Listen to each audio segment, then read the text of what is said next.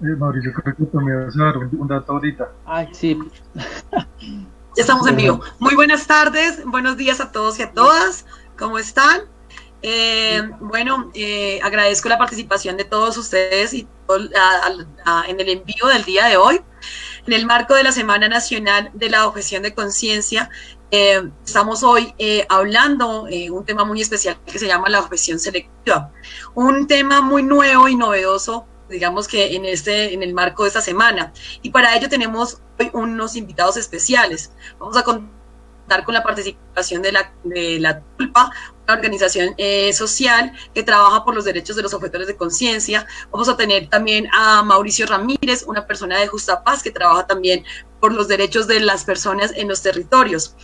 Agradecemos la participación a todos nuestros colectivos, plataformas, colectivas, objetores y objetoras de conciencia que a lo largo de esta semana nos han colaborado y nos han apoyado para poder realizar esta Semana Nacional de la Objeción de Conciencia, en el marco del Día Internacional de la Objeción de Conciencia el pasado 15 de mayo. Sin más preámbulos y nada, les damos la bienvenida a Mauricio Ramírez. Él es comunicador para la paz, defensor de derechos humanos. Actualmente coordina el proyecto de reconciliación de Justa Paz en el Valle, Nariño y Putumayo. Bienvenido, ¿cómo estás? ¿Cómo te va, Mauricio?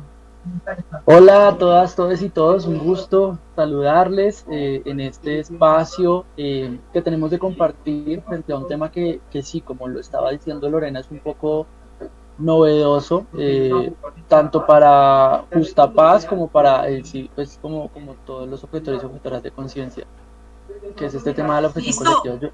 Yo no sé, Lore, Muchas gracias por tu participación. Vale, vale. ya empezamos hablando contigo. También damos la bienvenida a nuestro espacio a Javier Betancourt. Javier Betancourt es filósofo, graduado de la Universidad de la Javeriana, objetor de conciencia y actualmente es candidato a magíster de filosofía. Hace parte de la Tulpa. ¿Cómo estás? ¿Cómo te encuentras, Javier? hola Diana, muy bien, muchísimas gracias. Un saludo fraterno pues para todos y todas las personas que están conectados en este espacio y pues muchas gracias por la invitación para hablar sobre este tema tan polémico porque es bastante polémico dada la coyuntura actual. Muchísimas gracias por tu participación, Javier. Y finalmente le damos la bienvenida a Álvaro. Álvaro Peña, ¿cómo estás? Eres abogado, defensor de derechos humanos, también integrante del colectivo La Turba. ¿Cómo estás? ¿Cómo te encuentras? Nos dicen que estás conectado en el otro continente. Gracias por participar. Hola Diana, hola Javier, Mauricio y a las personas que se están conectando pues, a esta conversación. Muchas gracias por la invitación. La idea es compartir algunos elementos o de análisis que hemos hecho como el colectivo La Tulpa frente a este tema. Entonces, muchas gracias por la invitación. Bueno, a ustedes por participar. Entonces, a los que nos están escuchando y a las que nos están escuchando, hoy el tema de nuestra conversación y nuestra agenda en esta Semana Nacional de la Objeción de Conciencia es la objeción selectiva. Y muchas gracias a los que, pues, obviamente nos colaboran y las que nos colaboran en este momento para estar en vivo. Natalia de Justa Paz, gracias por estar en esta ayuda de logística para que esto se pueda dar. Bueno, Mauricio, para poder hablar de esto que es la objeción selectiva, tenemos que entender qué está pasando en nuestro país, tenemos que entender desde la región qué pasa con nuestros jóvenes y con nuestros jóvenes y todas las personas indígenas y demás que están y que se encuentran en los territorios. ¿Nos puedes contar más o menos, digamos que la vivencia de los jóvenes, ¿cierto? ¿Qué pasa en los territorios? ¿Qué pasa con los chicos a los 18 años, 17 años en los territorios en donde tú has trabajado? ¿Qué piensan ellos y si conocen el derecho a la objeción de conciencia? Gracias, Lore. Y pues bueno, voy a enmarcar un poquito el comienzo de esta charla en un reporte que hizo Temblores hace 2 días, la organización Temblores, sobre la violencia en el marco del paro nacional. Creo que el contexto del marco del paro nacional ha cambiado un poco también la perspectiva de algunos jóvenes en los territorios frente a cómo se conciben dentro de sus proyectos de vida, como se ha empezado a hablar mucho de la objeción de conciencia. Creo que si bien no es un movimiento no violento, el movimiento de los ACAP ha sido un poco fortalecido debido a la violencia policial y y eso es importante plantearlo. Entonces lo voy a plantear un poquito con cifras que nos comparte esta organización que se ha dedicado a rastrear lo que ha sucedido en los diferentes territorios del país. En primer lugar, hablamos de 51 asesinatos en el marco de las manifestaciones por el paro nacional, 18 víctimas de violencia sexual por parte de miembros de la fuerza pública, 2.387 casos de violencia policial, 33 víctimas heridas en los ojos, 43 de las 51 personas que han sido asesinadas hay presuntas autoría de parte de las fuerzas públicas. Entonces digamos que esto nos genera un contexto bastante complejo y que también nos pone a pensarnos un poquito como objetores y objetoras de conciencia como cuál es el papel allí. Dentro del contexto nacional estamos analizando que el mismo comité de paro refleja que la mayor parte de las poblaciones manifestantes en este momento son poblaciones juveniles que hacen parte de diferentes colectivos, no necesariamente de objeción de conciencia, pero sí colectivos que están evidenciando múltiples situaciones de desigualdad y de dificultades en el acceso a recursos básicos en diferentes sectores del país. El mismo comité del paro a nivel nacional, me refiero, ha solicitado al Estado la desmilitarización de ciudades que han sido militarizadas, como por ejemplo Cali, y el desmonte, el repliegue o la sacada de las calles de las fuerzas del ESMAD, y el Estado dio un rotundo no. Pues digamos que también poniendo de frente el derecho que tiene el Estado como al uso legítimo de la fuerza. En este sentido, pues el Comité del Paro Nacional lo que dice es: no vamos a aceptar estas condiciones de negociación a nivel, pues, de parte de nuestro comité, que además como comité asume que no representa la totalidad de los manifestantes, que ese es otro punto que voy a comentar ahorita, sino que simplemente es un grupo organizado que decide sumarse, entre ellos colectivos de sindicalistas, colectivos políticos, colectivos de población LGBTI, plataformas de derechos humanos, entre otras, pero es una parte minoritaria de las poblaciones en paro. En este sentido, digamos que el Comité de Paro el día de ayer, en respuesta a lo que el gobierno le estaba diciendo, pues decide convocar una nueva jornada de movilizaciones a nivel nacional, que fue una jornada bastante movida. Yo estoy en la zona de Bogotá, no vivo en Bogotá, pero digamos que los reportes que me llegan son de Bogotá principalmente. Hubo enfrentamientos en el Portal de las Américas con jóvenes manifestantes, se afectó a población, a prensa, por reporteros y reporteras que estaban en el sitio. La manera en la que tuvieron para contar la situación fue haciendo las transmisiones en Instagram, que prácticamente en este paro en Colombia se han convertido en una de las herramientas de cuidado colectivo de la vida más eficaces, y es como pegar el grito en medio de la desorientación. Es decir, aquí estamos y nos está pasando esto. En Pasto, el día de ayer, presuntos infiltrados dentro de la marcha atentaron contra la estructura de la gobernación de Nariño. En Putumayo se tiene temor frente a la orden que dio el gobierno, y bueno, de hecho es en el territorio nacional, se tiene temor a la orden que da el gobierno nacional de acabar por cualquier medio posible la manifestación social, o sea, levantar el paro a como de lugar. Que estamos viendo marca un precedente dentro de la historia del país y también dentro de los movimientos de defensa de los derechos humanos. Nos pone a preguntarnos también cuál es el rol que tiene el Estado, si es un rol de ejecutor de algunas acciones y de algunas maniobras de control abusivo por medio de la fuerza, o si realmente es quien debe asumir una postura de respeto y de cuidado de la vida y de garantía para la vida digna de las comunidades. el hecho de que indígenas y población protestante tengan miedo de que puedan ser afectados, de que si salen no saben si van a llegar a sus casas, ya demuestra altamente la situación de crisis que se está presentando en el país.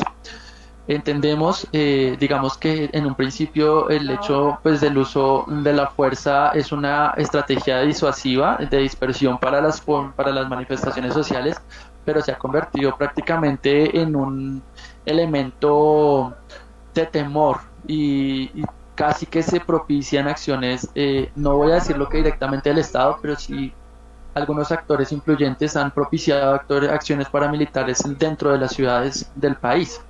Entonces, pues la situación de crisis que vivimos actualmente es muy compleja. Incluso dentro de los manifestantes hay múltiples sectores que lo único que están demostrando es que en Colombia ha existido una condición de desigualdad y de inequidad y de dificultad para accesos y recursos básicos de subsistencia que ha persistido a lo largo del tiempo. Es decir, eso no es de ahorita que salió una reforma tributaria y un exministro de defensa decir que de Hacienda que decía que valían 1.800 la cubeta de la docena de huevos. Esto viene de años atrás. Incluso algunos analistas políticos se atreven a decir que la situación del paro está recogida en la implementación de los acuerdos de paz, o bueno, la no implementación de los acuerdos de paz, teniendo en cuenta que los acuerdos de paz son una política que también permite, o sea, dentro de la negociación que se hizo con la anterior guerrilla de las FARC, se recogen también políticas públicas para la prevención de desigualdades y acceso al desarrollo rural. En este sentido, pues creo que el paro es un reflejo de la realidad del país. En el paro se conectaron el sindicalista con el que anteriormente era conocido como el expendedor de drogas del barrio. Se encontró el hijo del policía con el hijo del académico. Se encontró el que siempre salía a marchar porque le gusta la marcha, con el que nunca había salido a una marcha, pero que se dio cuenta de que necesitaba salir a marchar y a manifestarse frente a las inequidades del país. Y creo que el hecho de que llevemos 20 días o más de paro aquí en Colombia es debido también a que, bueno, a situaciones que ya las organizaciones de derechos humanos como Justa Paz y otras organizaciones dedicadas a esto hemos venido planteando al gobierno, y es el país tiene una necesidad primero de la implementación de acuerdos de paz. La implementación de acuerdos de paz es ridícula en este momento. Es bastante triste la situación de la implementación de acuerdos de paz. Uno, dos, existen medidas en el papel que hablan del acceso a los derechos para la población a nivel general en el territorio, pero que realmente ahorita no están siendo ejecutadas por los gobiernos locales y tampoco están siendo promovidas por el gobierno nacional. Al contrario, están siendo desfinanciadas. Y adicional a eso, pues se han estado imponiendo o proponiendo reformas a las leyes que ya anteriormente eran desiguales, que promovían la desigualdad, por reformas que ahora son peores aún. Entonces creo que lo que estamos viendo es un gobierno desconectado con el país, un gobierno que yo creo que es estratégico al decir que Colombia no está pasando nada, porque no le conviene que se sepa que desde la postura estatal reconocen las agresiones que está teniendo la fuerza pública y que se sepa la situación de desigualdad en la que viven las poblaciones en los territorios. Estamos teniendo una tasa terrible de asesinato a líderes comunitarios, líderes de base. Ahorita Temblores reporta 9, 2 de ellos firmantes del acuerdo. Pero sin embargo hemos venido mes a mes reportando asesinatos de líderes comunitarios en el Putumayo. El año pasado cerramos casi con 50 casos de asesinatos a líderes comunitarios en el Putumayo, en Nariño, en la región de Ricaurte, de Llorente. Se vienen asesinando líderes comunitarios y atentando a líderes indígenas de manera constante en el territorio, y podemos decir lo mismo en regiones como el Bajo Cauca antioqueño, podemos decir lo mismo en el Chocó, además que en el Chocó tenemos una situación bastante interesante de que no se sabe nada, nadie dice nada del Chocó en este momento. Y no, pues ahí la situación es que prácticamente la gente no se puede mover de sus casas porque están en una incertidumbre frente a el control que tienen los grupos ilegales en el territorio. El Cauca, como siempre, que promueve la movilización ciudadana, que nos demuestra también un ejemplo de resistencia pacífica de parte de las comunidades indígenas y que adicionalmente se movilizó hacia Cali para fortalecer también el apoyo al cuidado de la vida de las poblaciones en Cali, sobre todo las poblaciones del sur de la ciudad, como Jamundí, y que adicionalmente ha sido criminalizada, una minga que es una minga no violenta, ha sido criminalizada por actores estatales por personas influyentes del poder.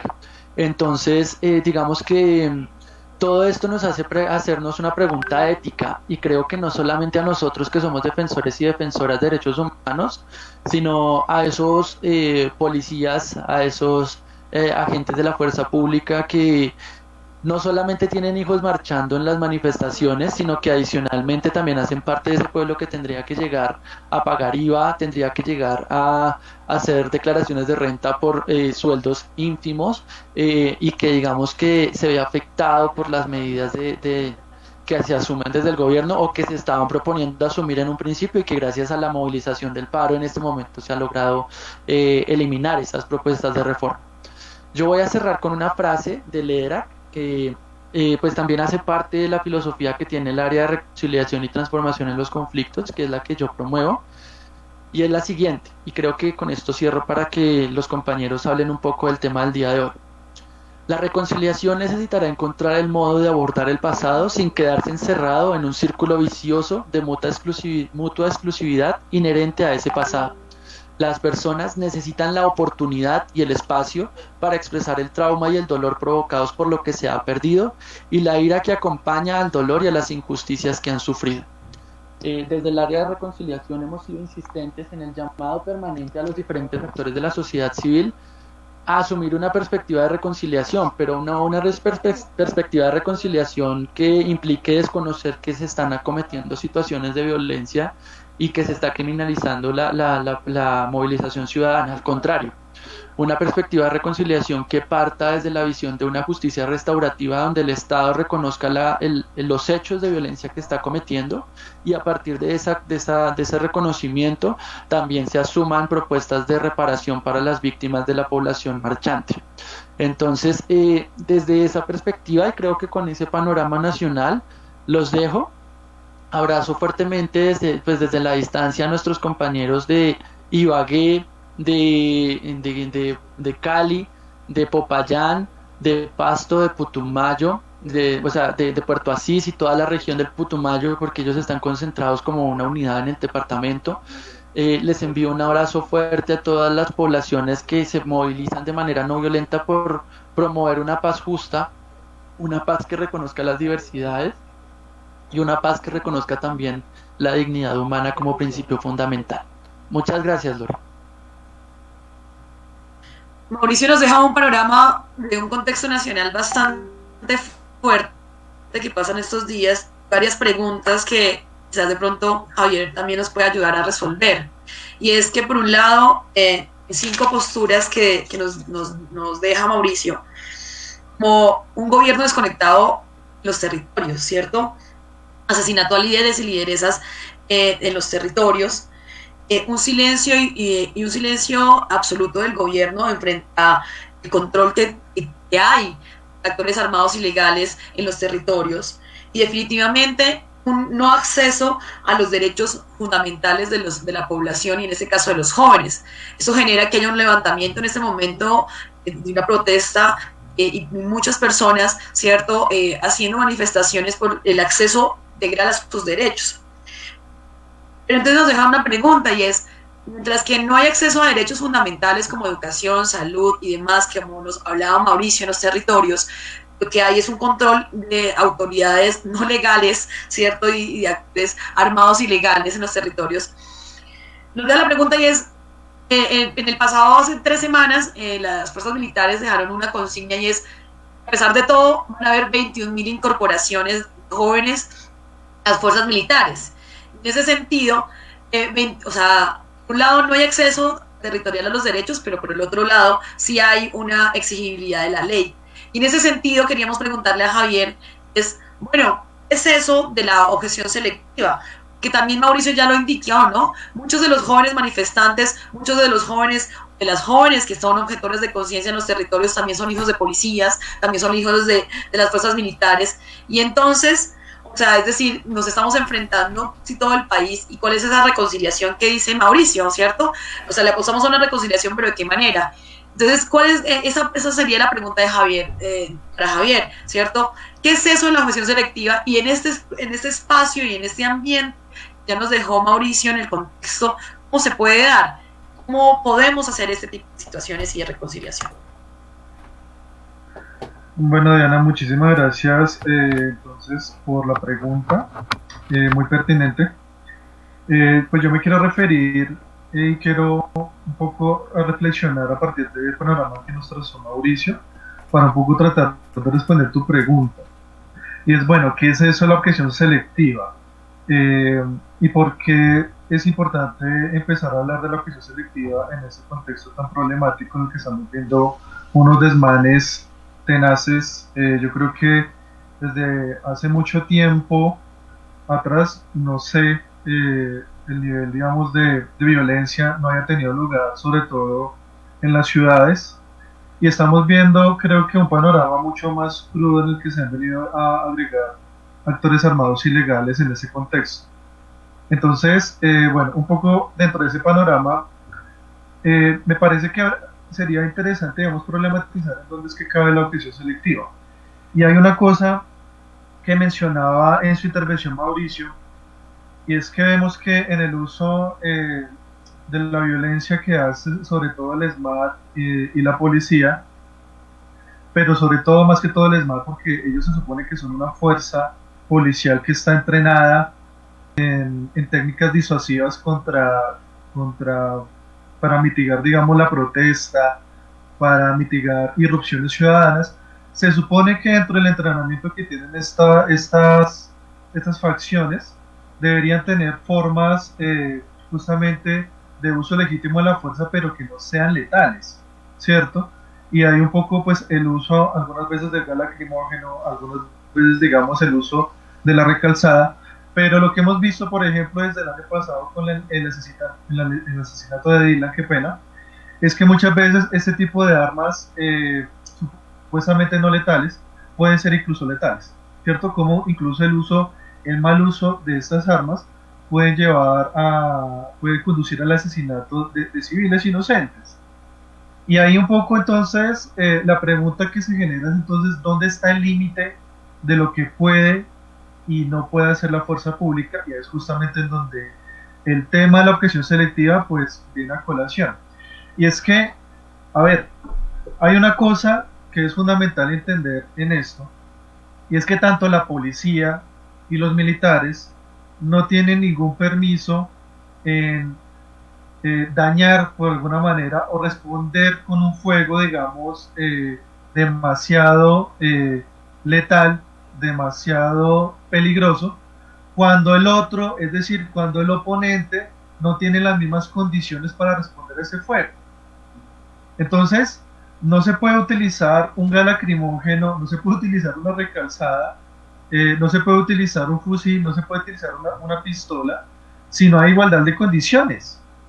Entonces, en estas situaciones, cuando vemos que la fuerza pública ya tiene un uso excesivo de la fuerza y en donde vemos que hay hechos desafortunados en el que pues no solamente se matan a civiles, sino que vemos hechos de tortura, hechos de violaciones, incluso hechos de desaparición forzada.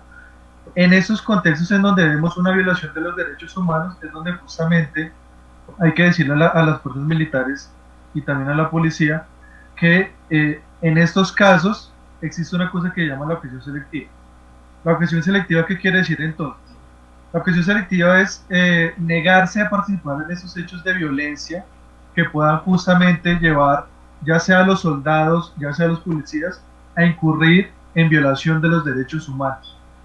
Y eso está cobijado por muchos reglamentos internacionales de la ONU, del ACNUR, también de algunos reglamentos de la Unión Europea, también en Colombia, aunque bueno, ese tema pues ahorita más tarde lo tocará Álvaro, que protegen justamente la posibilidad de que los actores armados del Estado se nieguen a participar en hechos, sobre todo de acciones militares, que potencialmente puedan incurrir en violación de derechos humanos.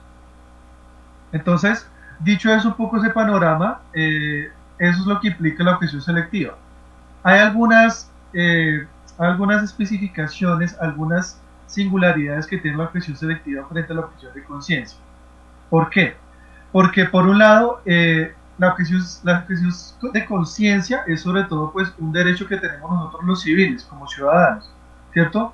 Un objetor de conciencia dice, lo que pasa es que yo como civil, en mi uso de razón, en mi capacidad de conciencia, en mi capacidad de voluntad, yo me niego rotundamente a hacer un acto en contra de mi voluntad.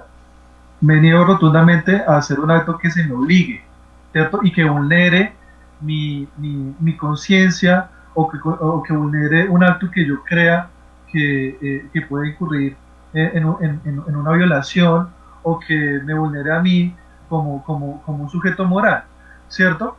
Ahora, ¿cuál es la cuestión con la objeción selectiva?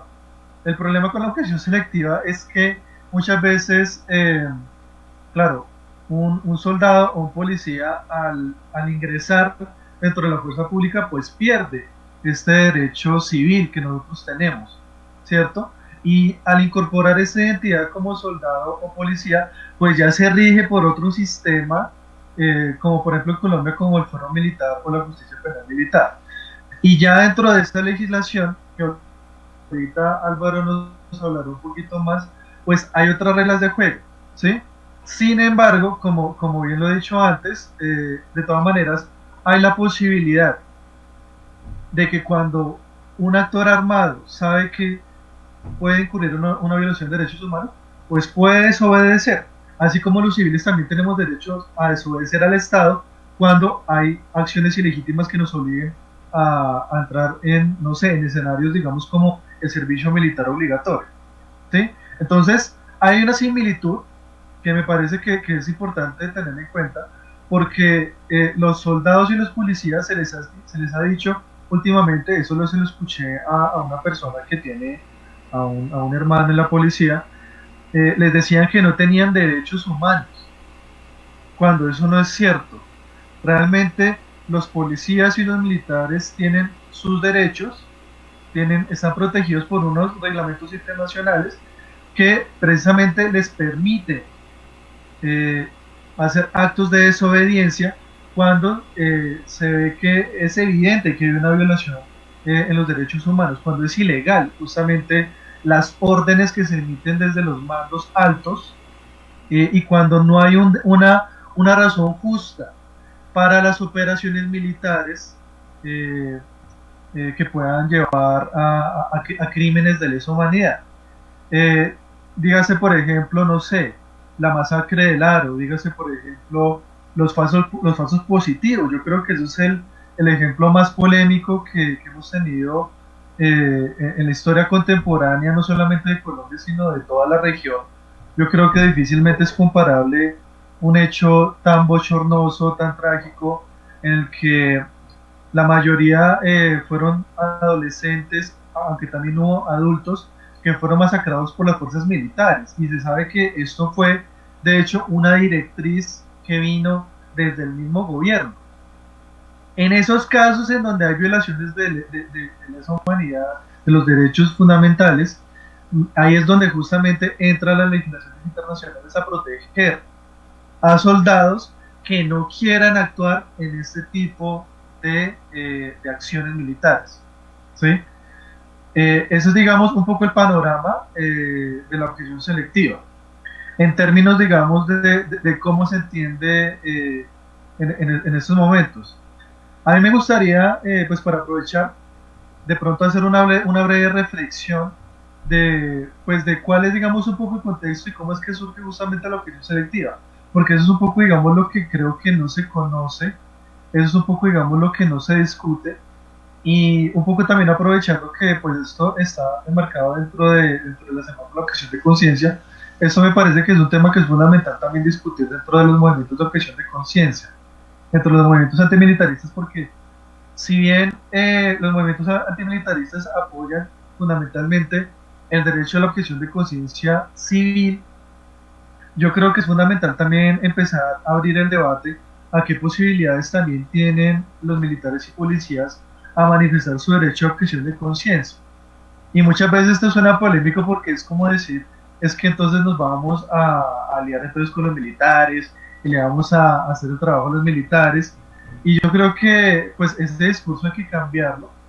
De hecho, justamente, pues aprovechando este espacio, yo quería mencionar que esto fue justamente la postura que nosotros encontramos con un amigo, pues le mandamos un saludo muy fraternal a Juliano Valle, que justamente pues aducía este tipo de argumentos. Es que, pues, ¿para qué entablar diálogo con las fuerzas militares? ¿Para qué entablar diálogo con la policía si ellos son ellos mismos los que tienen que hacer el trabajo de hacerse exigir sus derechos? Pero muchas veces se sabe, es decir, yo pienso que en Colombia, a ver, así como lo hablaba Mauricio, si bien hay una serie de desigualdades que son estructurales dentro de la legislación colombiana y que atraviesan buena parte de lo que es la desigualdad dentro de la esfera social civil, yo pienso, y eso es un argumento, un punto que yo quiero sostener, es que esa misma desigualdad también se puede ver incluso dentro de la misma fuerza pública. ¿Por qué? Porque no es lo mismo cuando un oficial, digamos, del ejército o de la policía, que muchas veces se sabe que son oficiales que tienen la capacidad adquisitiva, que tienen un poco, digamos, el apoyo familiar y que muchas veces son gente de la alta alcurnia, que tiene la capacidad, por ejemplo, de entrar a una escuela de cadetes, ¿cierto? E ingresar de una vez a los altos mandos.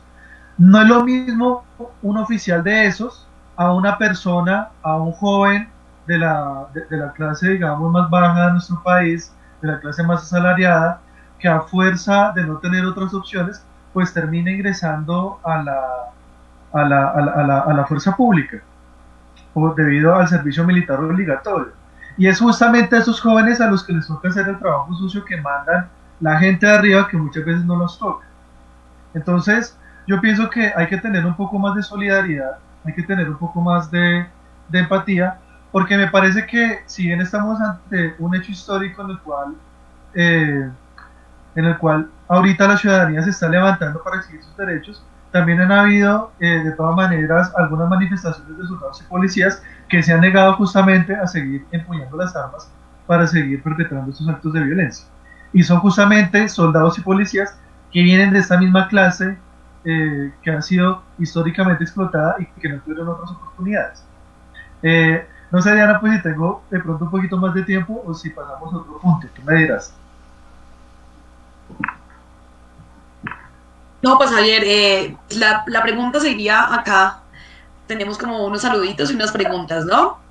Dice que te manda saludos desde Ibagué y desde muchos lugares del país también, a los que nos están escuchando. Básicamente, entonces, como para recapitular, digamos que la historia que nos estás contando es, existe, por ejemplo, la objeción selectiva, la objeción de conciencia, y en ese sentido, la objeción de conciencia es el derecho fundamental que tienen los jóvenes y las jóvenes, ¿cierto? Y las personas que en el marco son civiles, ¿cierto? Civiles, en el territorio nacional para, ¿cierto?, no obedecer a alguna orden que se dé en el marco de que esté fuera de sus principios religiosos, éticos, filosóficos.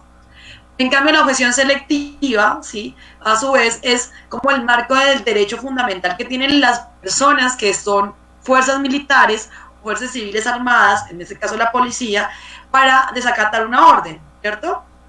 En el marco de esa situación, a mí me gustaría entonces, digamos que en esta parte, en este pedazo ya, o en ese pedazo de panel, pero ella nos respondiera esta pregunta, y es, ¿qué diferencia hay entre la objeción selectiva, ¿cierto? Y el principio de obediencia no debida que habla la Corte Constitucional en Colombia.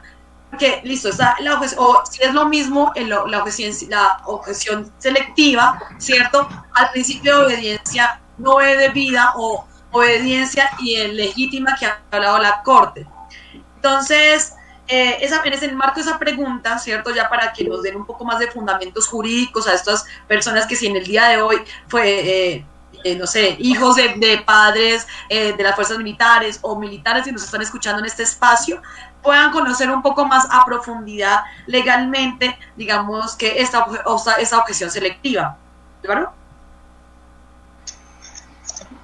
Bueno, Diana, creo que esa pregunta que haces es muy pertinente y muy atinada como un poco a lo que yo quiero charlar, quiero compartir con ustedes en esta mañana. Primero quiero decir lo siguiente, y es un poco a partir de lo que dijo Mauricio y Javier. Y lo primero que hay que decir es que es importante manifestar que a partir, digamos, del año 2020, cuando vimos la experiencia de un patrullero en la ciudad de Cali que se negó a practicar un desalojo, argumentando razones de conciencia, razones humanitarias, pues teniendo en cuenta las condiciones en las que estaban viviendo estas personas y además que estamos atravesando aún una situación pues pandémica que ha afectado pues muchos elementos de la vida cotidiana, ¿no? Incluso el tema laboral y sobre todo para las personas de muy bajos recursos, personas empobrecidas que muchas veces dedican su trabajo pues a ser como trabajadores informales y demás, que muchas veces se han visto criminalizados y estigmatizados por diferentes instituciones administrativas y gubernamentales a lo largo de la historia. Sin embargo, este patrullero pues decide negarse, y la pregunta que se hacían los grandes medios de comunicación y muchos intelectuales es, ¿este militar realmente puede negarse? ¿Realmente puede decir no a una orden que le dieron sus superiores, a una orden que le indica qué es lo que debe hacer, cuándo, cómo y dónde? Y la respuesta que podríamos compartir como colectiva La Tulpa es sí, sí puede, y hay todo un sustento jurídico, un desarrollo por parte de la Corte Constitucional que quiero compartir de manera sucinta acá. Tal vez el tiempo no nos dé para entrar en grandes detalles. Sin embargo, antes de entrar como al desarrollo de todos los puntos que tengo planteados, quiero decir que ese acto que hizo este patrullero el año pasado en Cali, se ha venido repitiendo en el marco de estas protestas por la reclamación justa de trabajo, empleo y todas las demandas que están en el pliego de peticiones de los marchantes, de las y los marchantes. Algunos militares, incluso personas del SMAT, se han negado, han dicho no queremos entrar en confrontación, no queremos atacar, queremos llegar a un acuerdo, queremos charlar y queremos buscar una salida pacífica de esta situación, ¿sí? Entonces, esto está generando en las personas un cambio de pensamiento, ¿sí? Y se está preguntando, oiga, la policía, los militares, pues al parecer no están actuando mal, ¿no? Sin embargo, lo que podemos decir es que no es que deberíamos estar agradeciendo que no repriman la manifestación pacífica, que no violenten a las personas que se encuentran haciendo plantones, bloqueos, sino que es lo que se espera, ¿sí? En el marco pues, de los derechos constitucionales, en el marco de tratados internacionales que Colombia ha ratificado, firmado y ratificado, entendiendo lo que significan estos dos momentos, y es lo que se espera, ¿sí? Pero sin embargo, por intentar poner un planteamiento positivo frente a esos actos, yo podría decir que eso es una esperanza que tenemos como colombianos y colombianas, y es que este tipo de actos de no hacer uso de la fuerza por parte de ningún grupo armado del Estado colombiano para reprimir, para quitar personas que pacíficamente están exigiendo derechos, que además son derechos constitucionales, que además la protesta es un derecho constitucional. Eso es un paso para realmente enviar un mensaje de esperanza, de que en Colombia podemos construir paz, de que en Colombia, a partir del diálogo, podemos resolver conflictos de manera pacífica. Ese es un gran mensaje, ¿sí? Y tal vez otro mensaje que nos da es que, de acuerdo a experiencias que se han dado en diferentes marchas históricas, las comunidades hemos demostrado y han demostrado que no necesariamente tienen que estar los policías o mucho menos el SMAT protegiendo, ¿no? Porque ese es el argumento principal de sustentan que estos personajes se encuentren dentro, pues al lado, acompañando las movilizaciones pacíficas. Sin embargo, pues diferentes procesos organizativos, organizaciones sociales, incluso la minga indígena, nos han enseñado que nosotros mismos podemos protegernos, que nosotros mismos podemos armar estrategias de autoprotección con el fin de evitar confrontamientos, con el fin de evitar violencia, pero eso sí dejando claro que es importante la negociación, ¿sí? Entonces, qué interesante sería que estos militares o estos funcionarios públicos no solo dijeran no vamos a usar la violencia, sino que además también invitamos al gobierno a que se siente a hablar con los marchantes. Ya es hora, ya es importante que busquemos una salida pacífica a esta situación, y por qué no tener una esperanza de que se acabe el ESMAD, ¿sí? Que es una institución que a lo largo de la historia, desde el año 99 que se constituyó, pues se ha visto manchada con varios casos de asesinatos a jóvenes estudiantes, ¿sí? Recordemos, por ejemplo, el caso de Nicolás Neira, recordemos pues el caso del año pasado reciente de Dylan Cruz. Toda esta serie de afectaciones pues de la vida, de la integridad de las personas, de las y los marchantes, realmente nos tienen que llevar a cuestionar si ese aparato debe o no debe continuar. Desde la postura que tenemos como colectiva La Tulpa y desde el movimiento antimilitarista de Colombia, es que efectivamente nosotros no consideramos que este aparato opresor que se excede en la fuerza continúe, ¿sí? Sino que por el contrario, incluso ese 1,4 millones de dólares que nos cuesta el SMAT anualmente podría llevarse a ser invertido en temas como una renta básica universal, a ser invertido en temas como matrícula, no solo para ingresar en el próximo semestre y luego el semestre siguiente pues los muchachos no van a saber qué hacer, porque no es solo el tema de la matrícula, ¿no? Sino cómo se sostiene uno en la universidad, todos los gastos que eso genera, el transporte. Entonces, ese dinero podría ser mejor invertido en este tipo de cosas. Y esa sería una gran esperanza de reconciliación y una gran esperanza para realmente entender y vivir lo que llamamos como el tema de la verdad, la justicia, la reparación y sobre todo las garantías de no repetición. Ese es como un mensaje que queremos dejar ahí, decir que sí seguimos respaldando y reconociendo la importancia de que los militares se sigan rehusando a hacer acciones que atentan contra la vida y la integridad de las y los manifestantes y de las personas que nos encontramos en el territorio colombiano y que por diferentes razones estamos en las calles. En este orden de ideas, la presentación que quiero hacer es un poco a frente a qué pasa, ¿no? Entonces, si un militar, un miembro de la policía se niega a acatar una orden, ¿qué le puede pasar a este personaje? ¿Sí? Ese es un elemento de partida, y es en el sentido de que ¿para qué? Debemos preguntarnos ¿para qué están constituidas las fuerzas militares y la policía? ¿No? Por lo menos en el papel.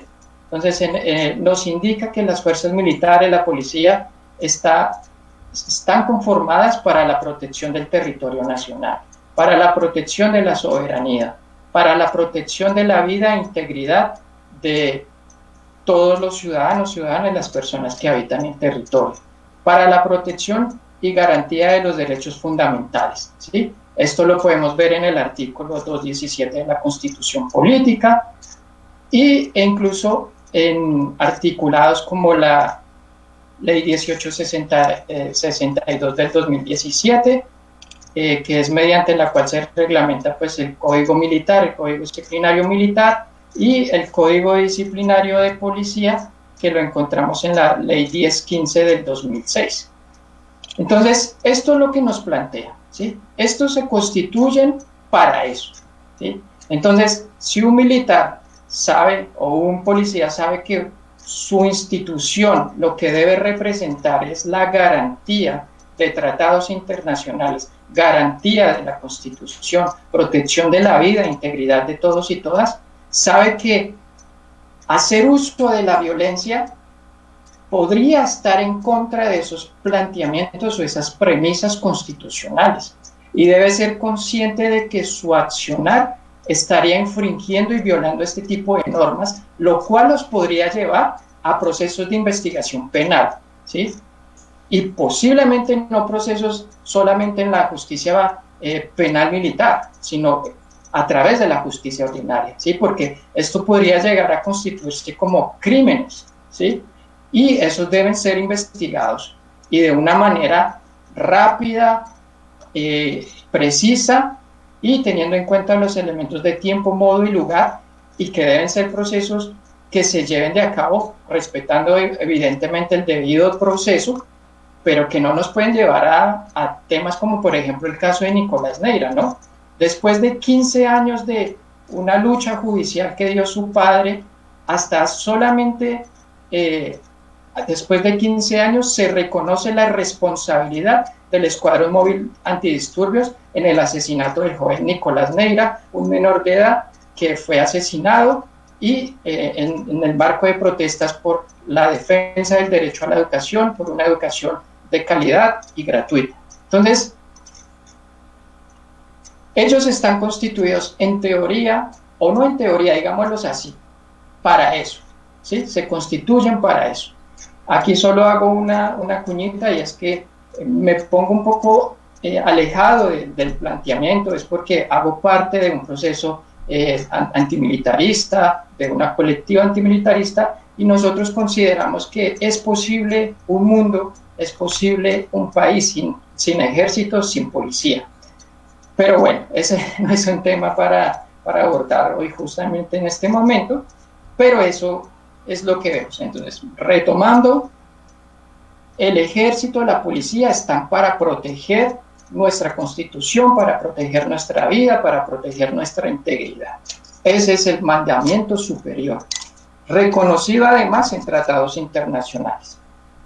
Entonces acá, bueno, nos entramos a cómo funciona el tema de la prestación o decisión de asumir o no llevar a cabo un procedimiento en el cual pues un militar fue llamado, ¿no? Entonces acá nos metemos en conceptos importantes como el tema de la orden, ¿sí? Una orden militar o una orden de policía. Entonces la ley nos plantea que una orden es la manifestación externa del superior con autoridad que se debe obedecer y ejecutar, ¿sí?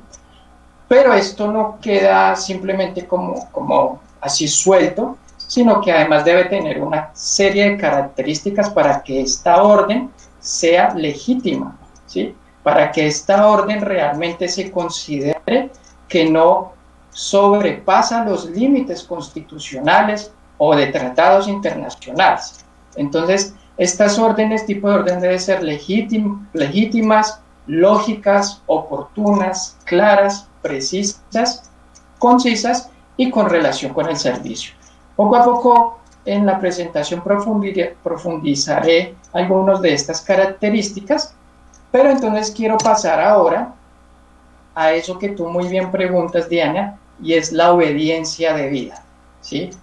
Elemento que la Corte Constitucional en diferentes sentencias ha tratado y que se sustenta en el artículo 91 de nuestra Constitución. Y acá vamos a tratar también de charlar un poco de la responsabilidad de mando, que es un tema bastante polémico, discutido y que pues aún sigue generando varios debates a nivel jurisprudencial en relación a este elemento. Entonces, el artículo 91 nos dice de la siguiente manera: los militares en servicio quedan exceptuados de esta disposición. Respecto a ellos, la responsabilidad recaerá únicamente en el superior que da la orden. Entonces aquí ya nos metemos con el tema de responsabilidad de mando. Cuando efectivamente se comprueba a partir de procesos de investigación, disciplinarios, penales, que se adelanten, que hubo una violación a los derechos humanos consagrados en la Constitución o en tratados internacionales, quien debe asumir la responsabilidad penal jurídica de esto normalmente es el superior, ¿sí? Eso era uno de los primeros planteamientos. Sin embargo, poco a poco la Corte Constitucional ha venido cambiando su postura también a la luz de sentencias de la Corte Penal Internacional, y la Corte ha planteado, por ejemplo, en su sentencia C-431 del 2004, que no podemos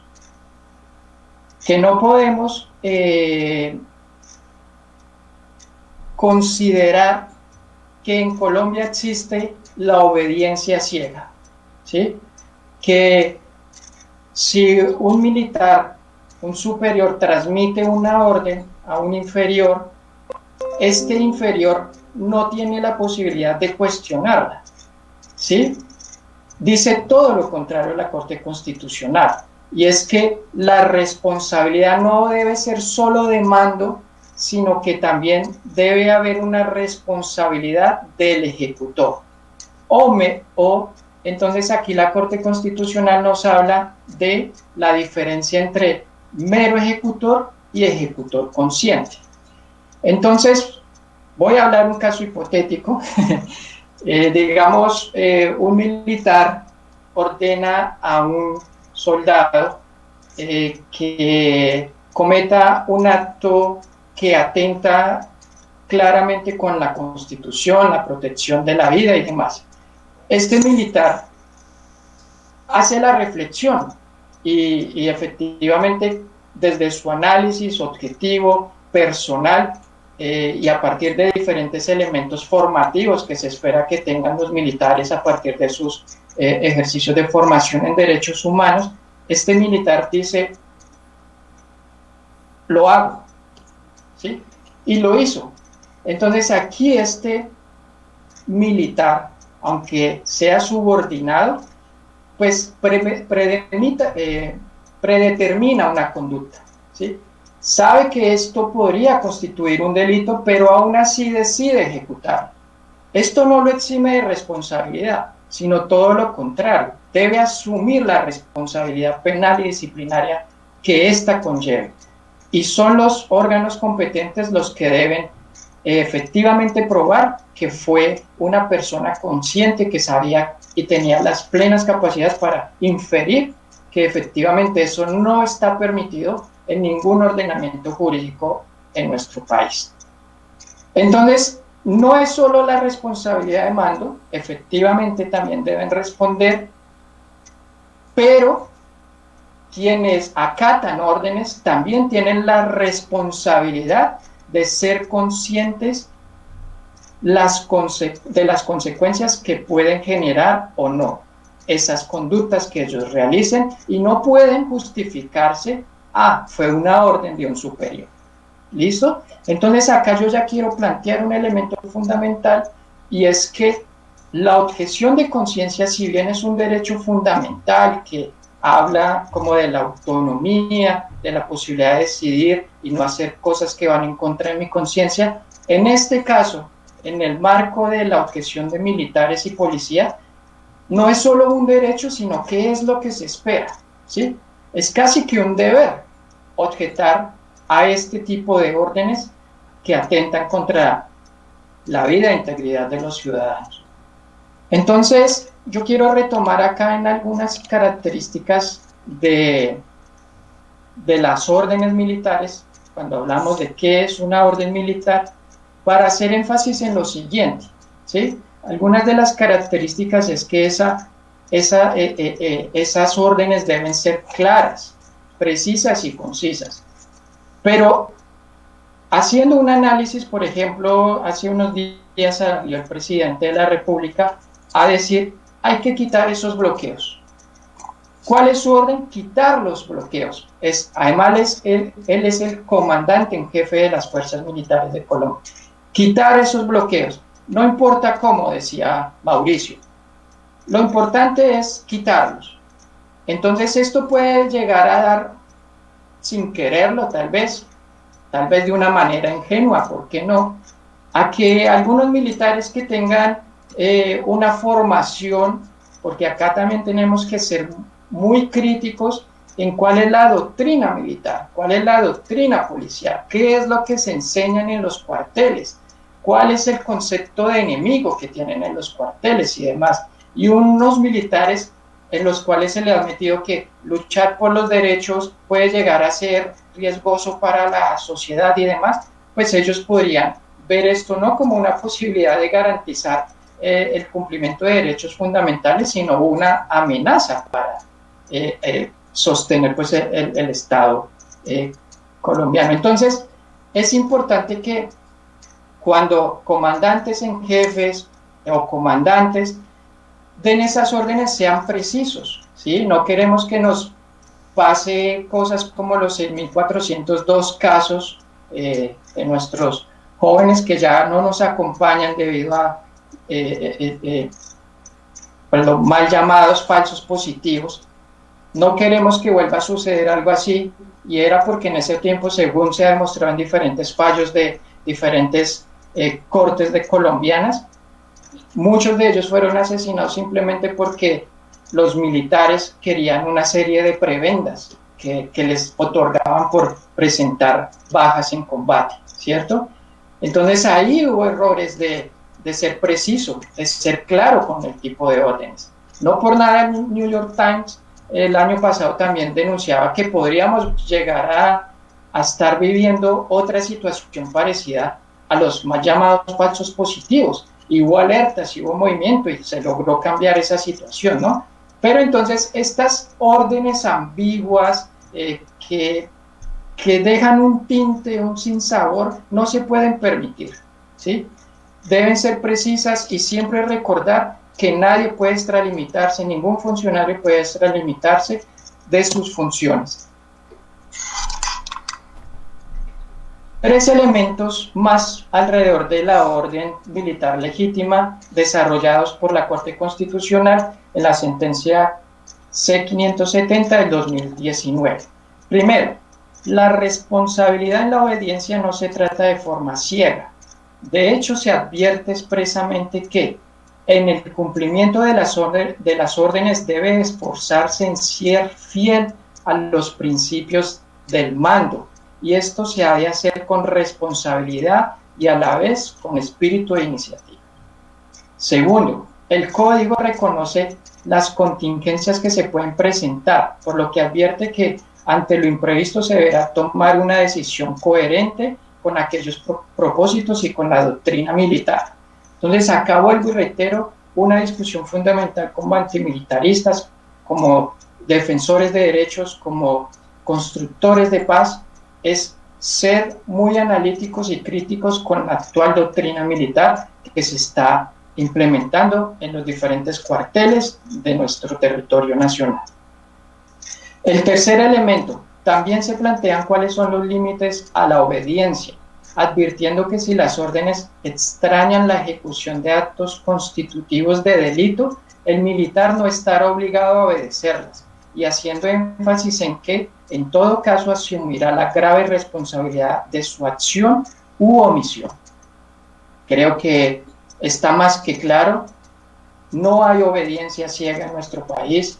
Ningún militar o policía puede decir, yo no era consciente de lo que estaba haciendo, yo simplemente estaba cumpliendo órdenes. Ya sabemos que eso no es posible, sino que esperamos que estas personas de estas instituciones acaten las normas y tratados internacionales en la materia. 3 elementos ahí para agregar al debate, a la discusión. Objeción de conciencia a las órdenes, por ejemplo, en la ley 1862 del 2017, que es la ley mediante la cual se reconoce o se despide, el código disciplinario a los militares, pues me encuentro que taxativamente objetar por conciencia es un derecho y es una de las razones por las cuales un militar podría negarse a acatar una orden que considere podría llevar a la violación de derechos humanos o a la violación de tratados internacionales. Y simplemente tendría que manifestarlo, aunque se fuese en medio de combate, por ejemplo, ellos podrían hacerlo y simplemente el superior los debe apartar, pero respetar su derecho y no ser condenado a, ¿sí? Por ejemplo, acá nos encontramos que exclusión de la responsabilidad disciplinaria. Una exclusión es en estricto cumplimiento de un deber constitucional o legal. Otra, por salvar un derecho propio o ajeno al cual deba ceder el cumplimiento del deber, en razón de la necesidad, adecuación, proporcionalidad y razonabilidad. Con la convicción errada e invencible de que su conducta no constituye falta disciplinaria.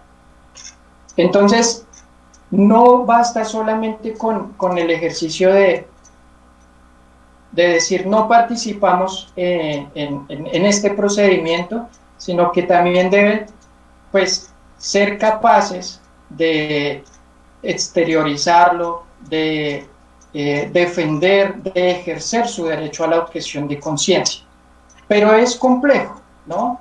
Vemos el caso, por ejemplo, de un chico soldado regular prestando su servicio militar, que abre su corazón, que abre sus sentimientos, que dice que los militares están es para proteger, no para cometer ningún tipo de abusos.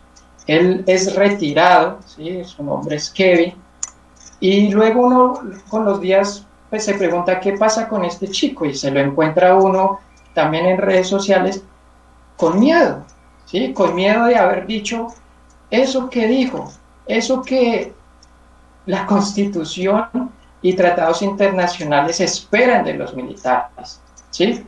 Entonces resulta siendo que estas personas que por convicción, por estar sujetos a estos principios y valores constitucionales y de tratados, pues terminan siendo discriminadas, terminan siendo rechazadas.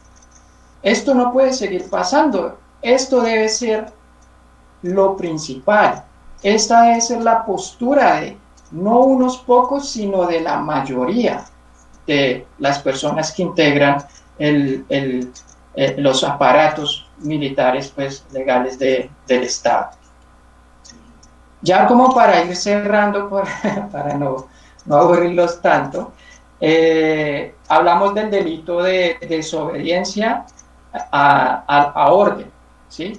Pero entonces recuerden que se desobedece a órdenes ilegítimas, las que van en contra de tratados y acuerdos y la constitución política, tenemos este tipo de delito en la ley 1407 del 2010, el Código Penal Militar, artículo 96, el que incumpla o modifique una orden legítima del servicio impartida por su respectivo superior de acuerdo con las formalidades legales, incurrirá en prisión de 2 a 3 años.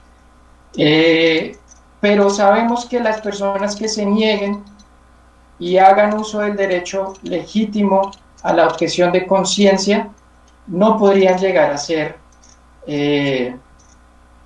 condenadas por delito de desobediencia, sino todo lo contrario, podrían realmente dar un mensaje de esperanza, vuelvo y reitero, de que no necesitamos más violencia, de que tenemos y queremos superar más de 50 años de conflicto armado, o más de 500 años que nos podrían decir nuestros hermanos indígenas.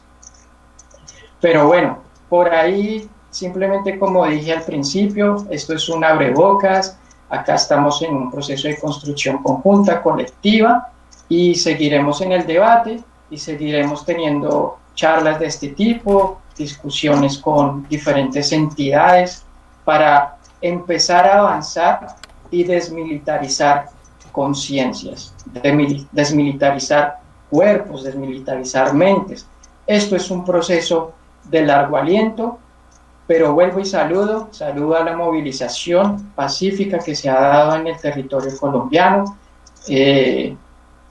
Valoro que se haya, a partir de este esfuerzo, de este trabajo, pues tumbado la ley del Ministerio de Hacienda, la ley pues, que reformaba el sistema de salud, que ha hecho que 2 ministros tengan que renunciar y a uno tercero le van a hacer debate de control político en la Cámara de Representantes.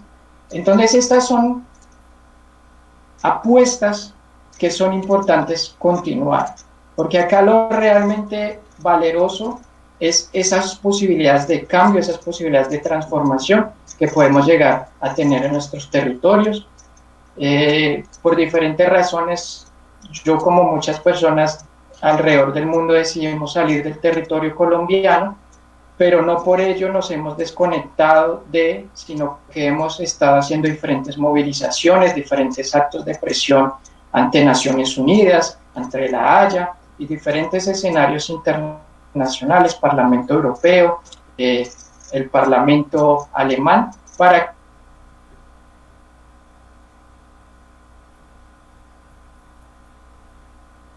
identidad, manifiesten la postura de que se protejan los derechos humanos en nuestro territorio nacional. Y no me queda más que restar por ahora decirles eso, mucha fuerza y gracias por esas luchas que se han dado de manera incansable y que esperemos que nuestro país avance realmente a una desmilitarización. Y esa desmilitarización debe empezar por cada uno y cada uno. Revisemos nuestras prácticas, miremos qué podemos cambiar, cómo estamos resolviendo nuestros conflictos personales, y allí son pequeños pasos que podemos ir dando e ir escalando así. Por ahora me sumo al llamado del movimiento antimilitarista de Colombia, que también impulsamos desde la Tulpa, y es por el desmonte del SMART ya. Gracias, Diana. A ti muchas gracias por la participación y esta ilustración tan grande sobre qué es la objeción selectiva, cómo digamos que se aplica digamos, a todas las personas que están en el país, digamos que hacen parte de las fuerzas militares y del ejército. Tenemos varias preguntas, tenemos 2 preguntas antes de que se termine este segmento. Bueno, hay saludos desde muchos lugares, dicen que hay saludos desde Ibagué. Saludos Álvaro, te mandan saludos Álvaro también en nuestro Facebook. Sin embargo, también entonces hay preguntas para Javier y preguntas para Álvaro. Entonces vamos a primero a las preguntas de Álvaro y luego con las de Javier, ¿va? Álvaro, una pregunta. Nos dicen aquí ¿cuál es el procedimiento para declarar una objeción selectiva a una persona hace parte de las fuerzas militares? Es decir, ya nos ilustraste que está hay un marco constitucional, hay digamos que toda una orientación normativa.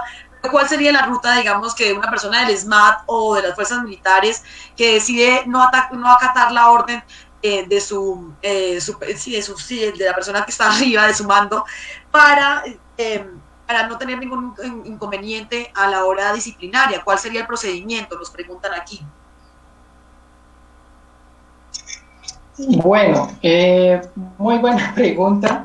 Tal vez no tenga ahora mismo una respuesta completa, pero lo que he identificado es que como esto se da en el marco de órdenes, entonces esa objeción de conciencia se debe manifestar justo cuando se recibe esa orden, ¿sí? Es decir, mi superior o como sea que se digan al interior de las fuerzas militares, yo no voy a realizar esta práctica por tales y tales razones. El superior no puede cuestionar estas razones, sino simplemente apartar a este objetor de conciencia militar y no obligarlo a actuar en ese procedimiento.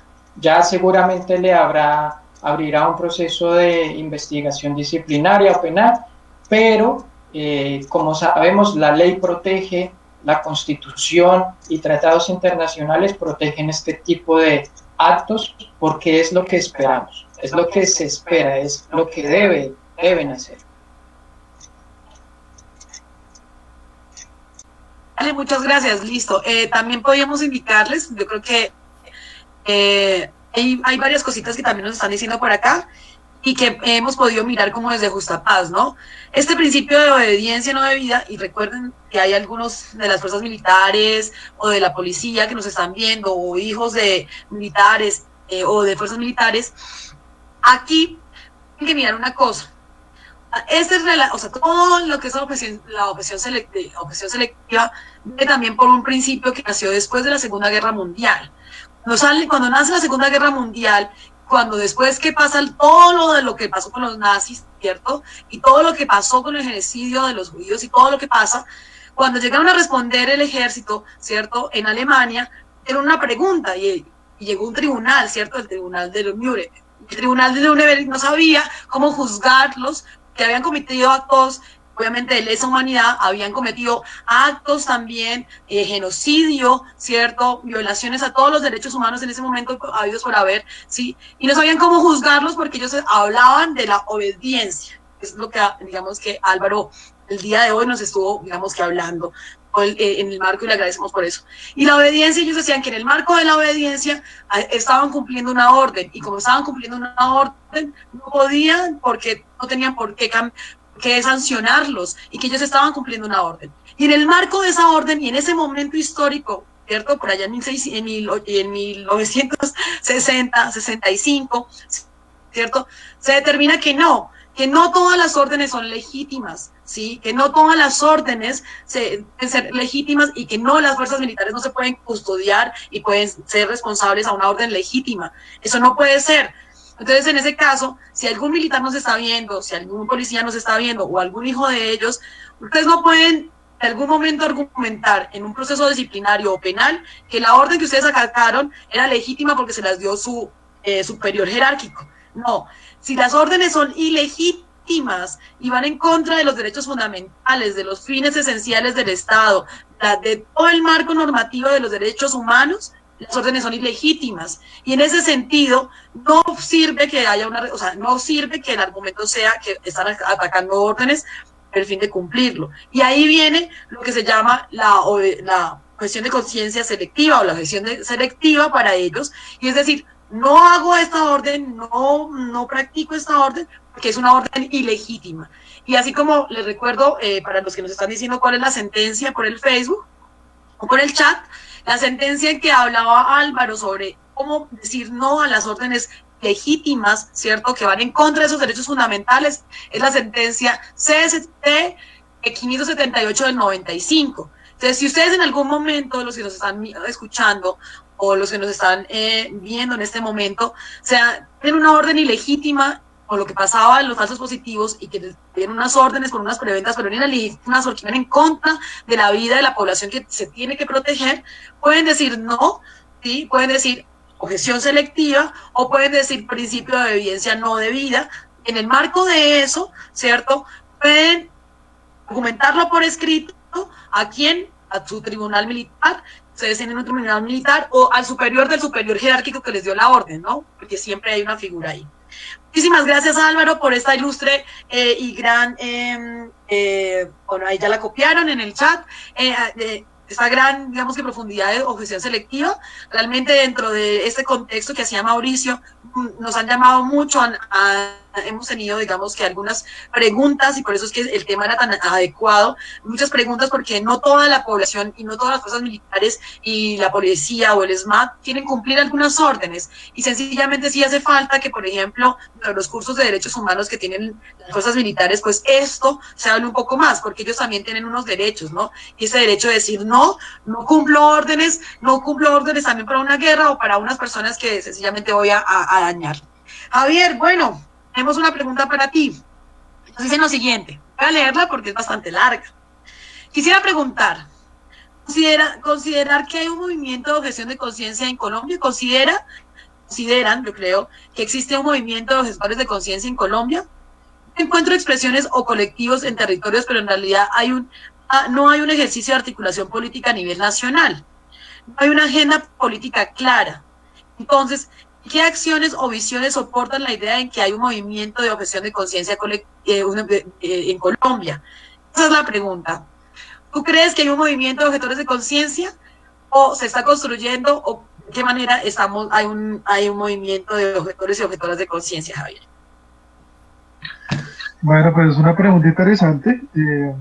A ver, yo creería que pues en Colombia, como ha pasado también en buena parte de varias partes del mundo, lo que es el movimiento de objeción de conciencia inició muy fuerte de la mano de las iglesias menonitas. Por ejemplo, los cuáqueros en Norteamérica fueron, digamos, de las organizaciones religiosas que más fuerte impulsaron justamente la práctica de la objeción de conciencia.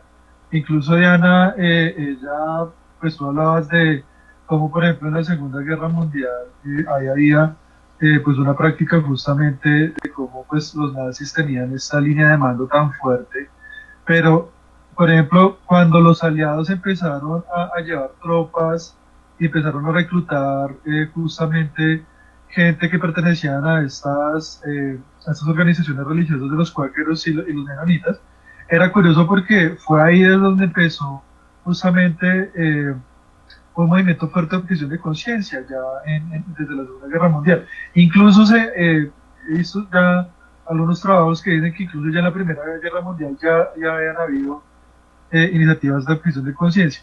Me parece que en este escenario y en esa coyuntura en Colombia pues no es diferente. Incluso pues Justapaz, que está articulado pues desde una organización como lo de la Iglesia Menonita, me parece que ha sentado, digamos, una trayectoria, una plataforma muy fuerte, justamente en pro, digamos, de la promoción del derecho a la objeción de conciencia.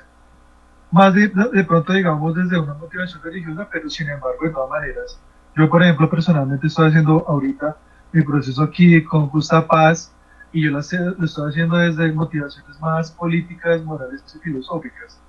Y en parte, pues, porque yo también soy filósofo. Entonces, me parece que, bueno, de una parte, digamos que estas organizaciones religiosas en Colombia han sentado un precedente histórico.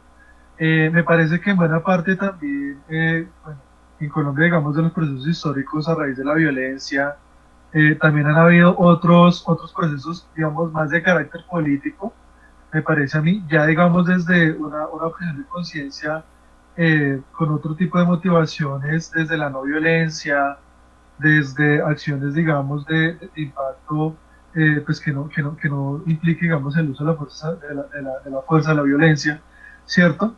Que sin embargo, me parece a mí que han de pronto imitado mucho de lo que ha sido sobre todo el movimiento de objeción de conciencia en España, digamos, muy fuerte y anclado sobre todo a iniciativas digamos, muy similares, digamos, a los movimientos anarquistas que tienen, digamos, este concepto de la objeción de conciencia como una forma de desobediencia al Estado, una forma de boicot al Estado. Y eso, digamos, ha sido interesante, ver, digamos, cómo ahí Colombia ha imitado en buena parte, pues, esas formas, digamos, de acción y de resistencia política a partir de la objeción de conciencia. Ahora, ¿cuál ha sido el problema? Digamos, un punto ahí interesante para, eh, y yo creo que también problemático para responder un poco más a fondo la pregunta. Y es que yo creo que en Colombia, y digamos, no solamente parte de los movimientos de opinión de conciencia, pienso que también los sectores políticos, también en las centrales obreras, en los movimientos estudiantiles han habido dos problemas. Y es, por un lado, yo creo que la violencia, desafortunadamente, pues ha sentado un golpe muy fuerte y muy dañino a las posibilidades de acción política no violentas, y en desarrollar justamente esos procesos y darle, digamos, una efectividad. Nosotros en Colombia, desafortunadamente, con toda la violencia que hemos tenido, pues hemos tenido unas guerrillas que han promovido una concepción de resistencia, pues desde la violencia. Y eso, digamos que ha opacado, o me parece a mí, opacó durante buena parte de nuestra historia, después de la segunda parte del siglo XX hasta la actualidad, eh, otro tipo, digamos, de resistencia no violenta, ¿sí? Eso por un lado. Por otro lado, pienso que desafortunadamente también han habido, digamos, malas prácticas, me parece a mí también, de algunos partidos políticos, de algunos sectores políticos, también de centrales obreras, de querer alimentarse de movimientos de base como los movimientos antimilitaristas, querer servirse instrumentalmente de sus objetivos políticos y desafortunadamente, pues, eso lo que ha hecho es instrumentalizar los objetores de conciencia, para servir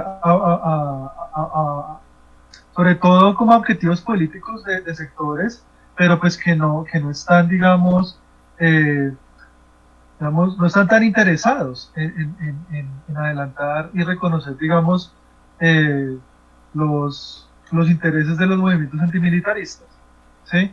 A eso hay que sumarle que buena parte de lo que es el movimiento antimilitarista, pues, en su mayoría, y yo pienso que en los sectores en donde se moviliza más fuerte es sobre todo en las grandes ciudades. Dígase Bogotá, dígase Medellín, dígase Pasto, dígase Cali, etcétera, etcétera.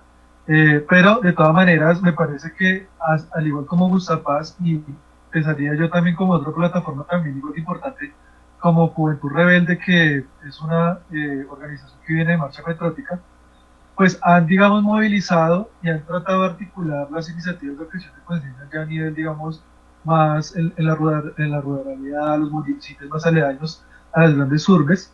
Eh, pero es decir, digamos que si yo tuviera que decir que si hay un movimiento de objeción de conciencia orgánico en Colombia, como lo hay, por ejemplo, en España, o como lo hay en otros países, incluso uno podría, por ejemplo, hablar de cómo en Estados Unidos hay, de hecho, movimientos de objeción de conciencia selectiva a raíz de guerras como la guerra de Vietnam, que empezaron a reunirse sectores sobre todo de veteranos de la guerra, que empezaron a promover el derecho a la objeción selectiva.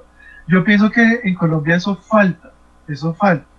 En parte por lo que yo ya he dicho, en parte por la violencia que hemos vivido, que ha opacado otras posibilidades y otras formas de resistencia civil, y en parte también porque acá en Colombia pues han habido unas políticas de los sectores políticos que han imposibilitado esa movilización desde las bases ciudadanas.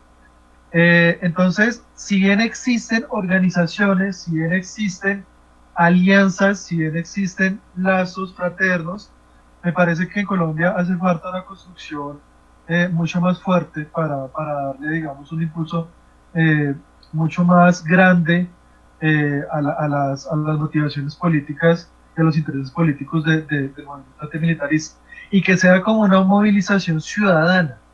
Me parece que en Colombia, yo creo que tenemos que empezar, los movimientos antimilitaristas tenemos que también empezar a fortalecer precisamente eso, una concepción de movimiento antimilitarista civil, y que sea, digamos, una organización de base y que esté aliada con otros actores políticos, con otros sectores, digamos, de movilización pacífica, como por ejemplo los movimientos feministas, el movimiento LGBTI, los movimientos de pro de los derechos humanos, los movimientos a favor de, ahorita, por ejemplo, del proceso de paz. Me parece que todos esos sectores colindan con los objetivos políticos de la objeción de conciencia de los sectores antimilitaristas, y que tienen que ser unos sectores que se nutran, que se construyan desde las bases ciudadanas. Entonces, ese sería un poco mi respuesta. Javier, muchas gracias. No sé si, bueno, ojalá que los que estén conectados nos estén, digamos que escuchando esa respuesta.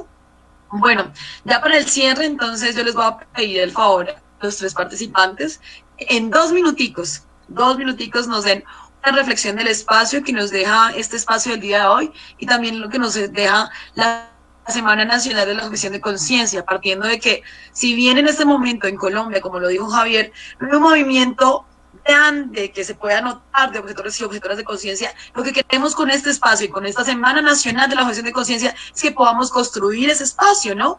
En que de todas las organizaciones, colectivos, plataformas antimilitaristas, que van por la eliminación del servicio militar obligatorio, objetores y objetoras de conciencia, o que trabajan también en la objeción de selectiva, trabajamos por el mismo punto, ¿cierto? Y es la garantía de este derecho fundamental del artículo 18, que es la objeción de conciencia. Y en ese sentido, está en nosotros y está en el resumen de esta semana la construcción de ese gran movimiento, ¿no? Porque un movimiento no se construye solo, se construye a partir de todos y todas. Entonces voy a darle la palabra a Mauricio para que nos dé en 2 minuticos las reflexiones de este espacio. Mauricio. Hola, bueno, muchas gracias a Javier y a Álvaro, excelente esa propuesta, que también es desde el aspecto jurídico y desde el aspecto social, para las personas que hacen parte de las fuerzas públicas. Yo me voy a ir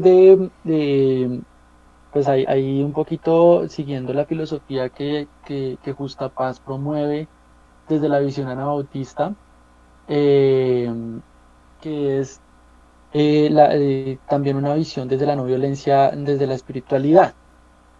Y me voy a ir con el texto de Isaías 2:4, que yo sé que toda esta semana lo han estado compartiendo en diferentes espacios, y es el versículo que dice: forjarán sus espadas en rejas de arado y sus lanzas en podaderas, no alzará espada nación contra nación, ni se adiestrarán más para la guerra. Siento que también un poco la visión que nos propone la objeción de conciencia selectiva es una visión ética de cómo se está viendo el propio agente de policía, el agente de SMAT, dentro de su misión de gestor de convivencia ciudadana. Y creo que es una invitación también a que veamos que hay formas de hacer las cosas que realmente en Colombia no conocemos, debido a que tenemos un contexto de violencia muy álgido. Entonces, es una nueva visión, es una nueva perspectiva, y que también es válida, y que pues aquí Álvaro y Javier lo estaban comentando, tienen las herramientas jurídicas para hacerlo, y que pues de todas maneras Justa Paz, dentro de su misionalidad para la no violencia, también acompaña esos procesos. Entonces, creo que más que una reflexión es una invitación a que sigamos ese llamado profético que nos hace Isaías, y a que sigamos también un camino ético por la no violencia desde también las fuerzas policiales. Gracias, Mauricio, por esa gran reflexión. Álvaro, cuéntanos tú cuál es la reflexión de este espacio y de esta semana encaminada a la objeción de conciencia nacional. Ok, gracias. Pues antes de eso quiero leerles algo que planteó el actual ministro de Defensa, una entrevista a CNN Latinoamérica. Entonces, en esa entrevista el ministro de Defensa dice que las armas pueden ocasionar lesiones como penetración o laceración de la piel, pueden requerir extracción, pueden lacerar los ojos, generar fracturas, conmociones cerebrales, lesiones en órganos internos, hemorragias, y si el disparo es a corta distancia y sobre el pecho, abdomen o cabeza, estas lesiones pueden ser fatales. como se trata de armas menos letales, subsiste un riesgo y el reconocimiento de unas lesiones asociadas. Agregó, esas lesiones pueden llegar a ser fatales. Leo esto para reiterar que posturas de este tipo no pueden legitimarse, no pueden considerarse órdenes legítimas, no pueden considerarse que están en curso de proteger o están amparadas por la Constitución o tratados internacionales. Esto no puede entenderse así. Y por ello, reitero que es importante que hay que pensarnos qué está pasando con la doctrina militar. Otras posturas, en vez de decir esto es lo que podría generar este tipo de armas, una mirada desde los derechos humanos diría, no volveremos a usar este tipo de armas, no volveremos a afectar la vida e integridad de las personas, de los colombianos y las colombianas. Esa es una mirada de derechos humanos y eso es lo que se espera. Y vuelvo y reitero, esperamos que más militares, más agentes de la policía hagan ejercicio de su derecho a la objeción de conciencia y se nieguen a actuar en contra de principios y tratados constitucionales y tratados internacionales. Como objetor de conciencia, abogado que pues afortunadamente conozco muchos movimientos, mucha gente que quiero, admiro, respeto mucho en Colombia, con la que hemos trabajado de la mano por la construcción de paz hace muchos años, ¿sí? Desde muy adolescente, joven, he estado inmerso en estos movimientos de construcción de paz y demás, y decirles que seguimos, que vamos avanzando y que poco a poco esa paz y ese país que queremos, que soñamos, con garantías de derechos, con protección de la vida, se va a lograr. Y solamente con esa labor que hacemos en el día a día, en la cotidianidad, podemos dar esos pasos que cada día se vuelven más grandes, que cada día tocan no solo puertas en Bogotá o en Cali o allá en territorios determinados, sino que están expandiéndose, están rompiendo fronteras y son discursos que se están llevando a diferentes partes del mundo, son maneras de entender y pensar la vida que están tocando muchas vidas en diferentes partes de nuestro planeta. Entonces hay que continuar en la tarea y un feliz día para todos los objetores y objetoras de conciencia. Muchas gracias por la invitación y seguimos en contacto. Gracias, Diana.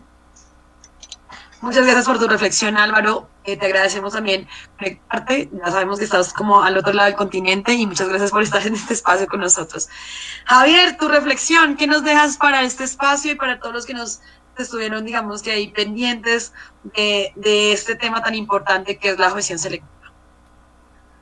Bueno, yo diría que un poco para no caer en los fatalismos que de pronto pues puede llevar la situación actual, es que pues a ver, tenemos que tener un poco de apertura a las posibilidades de que haya una conciencia crítica en el accionar que están teniendo ahorita las fuerzas militares, tanto pues, bueno, los soldados y los policías, ¿no? Más que todo, digamos, los policías, y pues sabemos que buena parte de esos sectores son los que ahorita se están movilizando como civiles ilegales que están disparando en Cali, en Medellín, bueno, en buena parte, digamos, de los sectores en donde han habido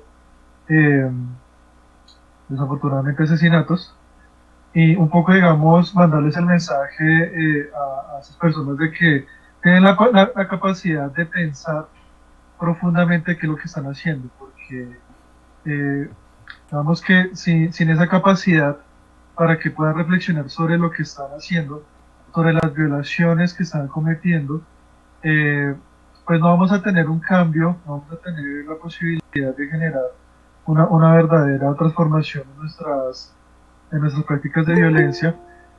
Y un poco con este llamado lo que se pide es que pues los propios soldados, los propios policías que no quieran verse inmiscuidos en esas acciones, tengan la posibilidad de cuestionar las órdenes de sus mandos, tengan la posibilidad de decir que no quieren hacer esas acciones y que tenga la posibilidad de propiciar un cambio en los sectores de la fuerza pública. Porque si nos negamos a que haya esa posibilidad de transformación dentro de la fuerza pública, pues vamos a continuar dentro de esta misma historia, dentro de este mismo ciclo de violencia. Y un poco el mensaje es que tenga la posibilidad de pensar y tenga la valentía de posicionarse como a partir de la objeción selectiva. Entonces, esa sería un poco la reflexión. Muchas gracias, Javier. Muchas gracias a todos y a todas por participar. Yo me quedo con que definitivamente tenemos unos derechos que hay que exigir, ¿cierto? Y no importa en el lado en que estemos o en el lugar en que estemos trabajando. Lo importante siempre es atinarle a la construcción de paz, a atinarle siempre como a la vida, al servir a la vida. Y en ese sentido, invitamos también a los agentes de las fuerzas militares, a la Policía Nacional, así como nosotros tenemos el derecho de decir no vamos a la guerra, que no creemos en la guerra, ustedes también pueden tener el derecho de decir no acatamos la orden, ¿cierto? La orden no es legítima, la orden no es, el principio de obediencia no es absoluto, lo dice la Corte Constitucional, lo dice, no sé, los tratados internacionales, existe la objeción selectiva, en ese sentido puedo decirle no, le digo sí a la vida y no atento contra también a las personas que debo proteger. Esa reflexión también me quedo. Muchísimas gracias a todos por participar, muy amable, y nos vemos mañana para el último evento. Y recuerden que el día sábado vamos a tener una serie de murales que se van a hacer en Bogotá y en Barranquilla, en donde pues terminaremos nuestra Semana Nacional de la Objeción de Conciencia. Muchas gracias a todos los colectivos y plataformas que hicieron posible que esta semana se pudiera realizar, que tuviéramos temas tan interesantes, quizás de pronto en el día a día no conocemos que tenemos, pero que realmente están ahí. Muchas gracias a todos y todas, y los dejo con que deben descargar el aplicativo Yo Objeto, y las líneas de atención de Justapaz son 318-603-6036. Un abrazo, hasta luego. Muchísimas gracias. Espérenme, en 5 ya no estamos en vivo, que ya no estamos en vivo. Emisora, Natalia, ¿estamos en vivo?